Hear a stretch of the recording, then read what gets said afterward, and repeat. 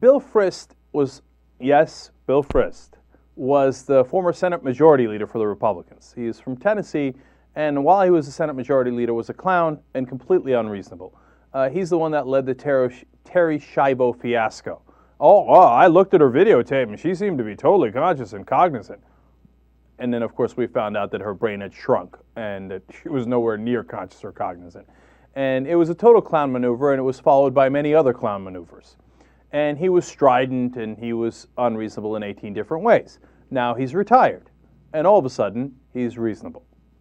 Now I'm going to explain why at the end of the story. But first, let's tell you what he's saying. Now he's both supporting and criticizing Obama's health care plan. And I think both of his points are valid on both sides. So first, he says, you know, if I was in the Senate, I would probably wind up voting for this bill. No, you wouldn't.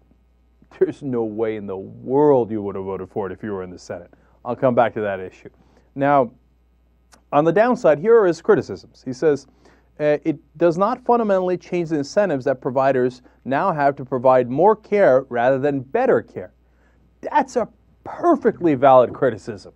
Now, if the Republicans that are in power concentrated on valid criticism like that, I'd say, all right, look, we're having a conversation. Because one of the major problems with healthcare in America is we give doctors and companies incentives to do more and more care so that they get paid more and more instead of better care, cost-effective care. Now, what are the Republicans in the Senate doing now instead? The exact opposite. Remember, we told you yesterday about Grassley, and I believe it was John Kyle from Arizona, who introduced amendments to stop cost-effectiveness research.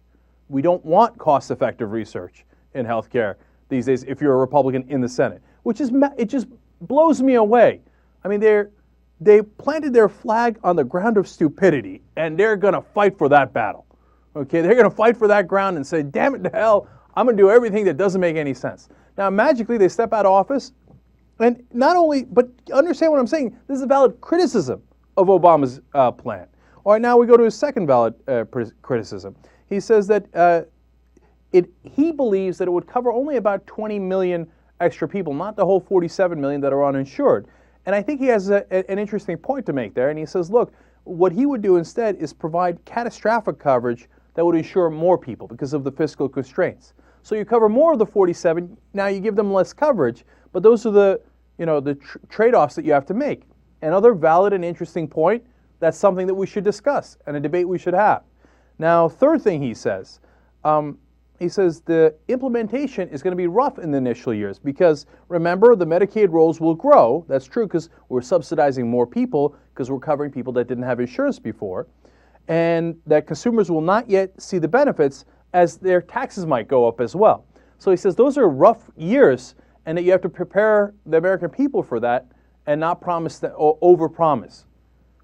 Again, perfectly valid, right? In fact, he says, quote, the Republicans will go wild when you run into these difficulties, and that they will use the startup difficulties as a tool for fundraising and making their case in the next election. How absolutely true is that? Okay, now that's somewhat of a criticism of the Republican Party, and he's exactly right about that. But he says the parts that he likes about the plan is, hey, look, these pre-existing conditions and other ways that insurance companies limit medical benefits for Americans is ridiculous, and they got to go, and he's right to address that. Obama's right to address that issue. And he believes in mandates so that there aren't free riders. And again, valid point. You could agree or disagree on the mandates, but as long as you give people options, it's a valid point. And finally, his criticism of the Republican Party, he says, clearly, and this is a quote, the death panels and the public plan arguments have been overblown. And he said, look, remember, when we did the Medicare prescription drug bill, you know what we included in it? In the Bush years, when I was the Senate Majority Leader and the Republicans were in charge? A public plan. Now, why is this guy, who was one of the most unreasonable guys in the world when he was in the Senate as a Republican, all of a sudden magically reasonable when he gets out? Whether it's constructive criticism of the administration or it's supporting the administration, it's valid, intelligent commentary, right? What happened to him? Here's what happened. There are two factors that have been removed. When you're an actual Republican senator or a politician, you have tremendous pressure from your base. And your base and the conservative talk show hosts and the Fox News pressure you day in and day out to be dumber. No, you have to be more extreme, and you have to say it's death panels, and you have to oppose Obama for everything, including the Olympics, and you have to root against this country, and you have to root for Obama to fail. And, whatever lies they have, they pressure you into it, and if you don't do it, then Rush Limbaugh's of the world rain down terror on your head by having, people call in, email. Now, that's part of the political process, but if you get overly pressured by that, you're leading the country and your party, more importantly in that case, in the wrong direction, right? And they say, we're never going to do any fundraising for you anymore. And that leads to point number 2. The other pressure you have is from the lobbyists. When you're a Republican senator, your boss is corporate lobbyists. And if they say heal, you heal. If they say bow your head, you bow your head. And so if he was an actual senator, sitting senator now, and those corporate lobbyists who pay his money, do the fundraising for him and fill up his campaign contributions, came to him and said, Billy, none of this talk about public plans and passing meaningful health care reform and doing better health care coverage rather than more health care coverage. No. Sit down. And you know what he'd have done? He'd have set his ass down.